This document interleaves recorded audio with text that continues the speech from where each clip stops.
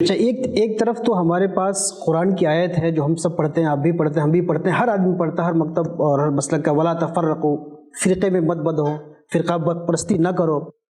دوسری طرف ہمیں مزہ آتا ہے فرقہ پرستی کرنے میں مزہ آتا ہے۔ تیسری طرف آپ جیسے گنے چنے لوگ اس فرقہ پرستی کے زہر کو کم کرنے اور ملت کے نام پہ جمع ہونے یا وحدت کی فضا قائم کرنے کی جب بات کرتے ہیں تو ان کے خلاف مذہبی حلقے سے ایک لفظ آتا ہے صلح کلی۔ یہ بھی ایک بڑا بت بنا ہوا ہے، اس کی کیا حقیقت ہے؟ سب سے بڑا صلح کلی ہے آلو۔ گوشت میں ڈال دیجئے وہاں بھی صلح کر لیتا ہے، میتھی میں ڈال دیجئے وہاں بھی صلح کر لیتا ہے، کیا نام ہے، ہر کسی ساگ میں ڈال دیجئے وہاں بھی صلح کر لیتا ہے، کریلے میں ڈال دیجئے وہاں بھی صلح کر لیتا ہے، گوبھی میں ڈال دیجئے وہاں بھی صلح۔ اور یہ سب جو ہم لوگوں کو صلح کلی کرتے ہیں یہ سب سے بڑے آلو ہیں، اس لیے کہ یہ سب آلو کھاتے ہیں اور ہر چیز میں کھاتے ہیں۔ تو صلح کلیت سے سب سے بڑا معاہدہ تو ان کا ہے۔ یہ پہلے آلو کھانا چھوڑیں، سب سے بڑا صلح کلی آلو ہے، پہلے آلو کا بائیکاٹ کریں، اس کے بعد ہم سے بات کریں، پھر ہم انہیں بتائیں گے کہ صلح کلیت کیا ہوتی۔ اب رہ گئی بات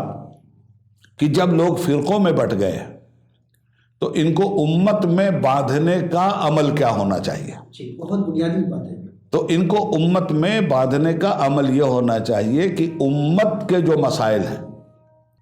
امت کے جو مسائل ہیں، ان مسائل سے کسی فرقہ باز کا انکار نہیں ہے۔ امت کے جو عقائد ہیں ان سے بھی ان کا انکار نہیں ہے۔ تو امت کے جو مشترکہ مسائل ہیں جس میں تمام فرقے متحد ہیں،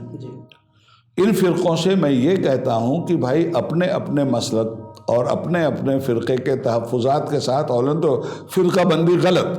مگر تم اس کو چھوڑنے کے لیے تیار نہیں ہو، تم جانو تمہارا خدا جانے، مگر امت کے بھی مسائل ہیں،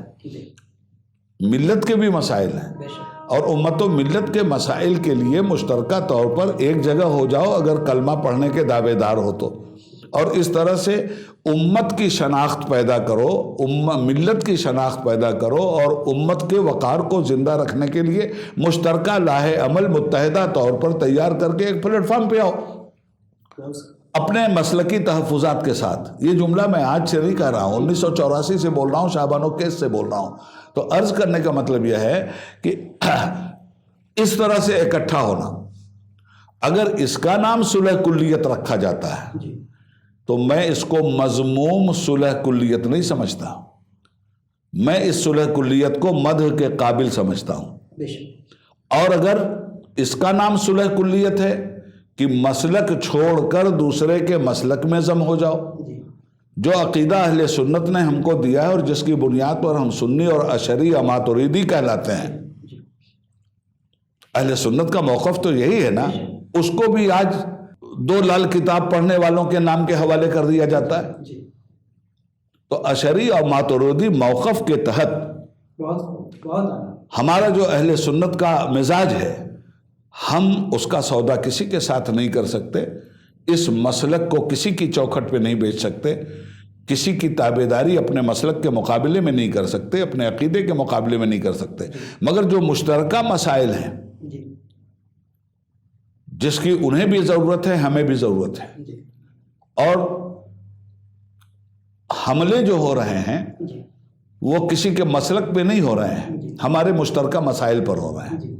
تو مشترکہ مسائل وہ ہے جو سب کو چاہیے، تو ان کی حفاظت کے لیے نہ میں اپنا مسلک چھوڑوں گا نہ تم اپنا مسلک چھوڑو، مسلک میں سمجھوتا نہیں ہوگا، مگر ملت کے نام پہ تو ہوگا، مشترکہ مسائل پہ تو ہوگا، قبرستان کے نام پہ تو ہوگا، اوقاف کے نام پہ تو ہوگا، قرآن کی حرمت کے نام پہ تو ہوگا، اسلام کی عبقریت کے نام پہ تو ہوگا، نبی کی صداقت کے نام پہ تو ہوگا۔ تو اگر یہ کیا جا رہا ہے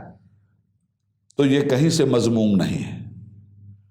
اس کی اگر مخالفت کی جاتی ہے وہ ضرور قابل مذمت ہے۔ تو صلح کلیت کے دو پہلو ہوئے، ایک پہلو وہ ہے جو مدح کے قابل ہے، اور ایک پہلو وہ ہے جو مذمت کے قابل ہے۔ اپنے عقیدے کا سودا کر کے اگر کسی سے صلح ہم کرتے ہیں تو یہ مذمت کے قابل ہے، اور بلکہ میں تو اس صلح کلیت کو کفر سمجھتا ہوں۔ کوئی شک نہیں، کوئی شک نہیں۔ مگر اپنے عقیدے کے تحفظات کے ساتھ، جیسے کانگریس پارٹی میں گئے ہیں سب، دیوبندی بریلوی شیعہ سنی سب گئے ہیں، اس سے بڑی صلح کلیت کیا ہوگی بھائی؟ سماجوادی پارٹی میں دیوبندی مولوی بھی وہیں کھڑا ہے، بریلوی بھی وہیں کھڑا ہے، شیعہ بھی وہیں کھڑا ہے، سنی بھی وہیں کھڑا ہے، اس سے بڑی صلح کلیت ہو سکتی ہے کیا؟ تو تم تو وہاں صلح کلی بنتے ہو جہاں دین کے مسائل کے تحفظ کا معاملہ نہیں ہے، سیکولر اقدار کے تحفظ کا معاملہ ہے، اور ہم وہاں صلح کی بات کرتے ہیں جہاں دین کے تحفظ کی بات ہے تمہارے مسلک کی تحفظات کے ساتھ۔ بے شک۔ تو ہم نے جو سمجھا ہے وہ آپ سے عرض کر رہا ہوں۔ بہت اعلیٰ یہ تفہیم آپ نے کی، اور صلح کلیت کے حوالے سے جو یہ دونوں پہلو آپ نے، محمود پہلو اور مضمون پہلو جو آپ نے رکھے ہیں، بہت اعلیٰ ہے، اور میں سمجھتا ہوں کہ بات بات پہ جو صلح کلی کا فتوے یا صلح کلی کے جملے لوگ جو چست کرتے ہیں،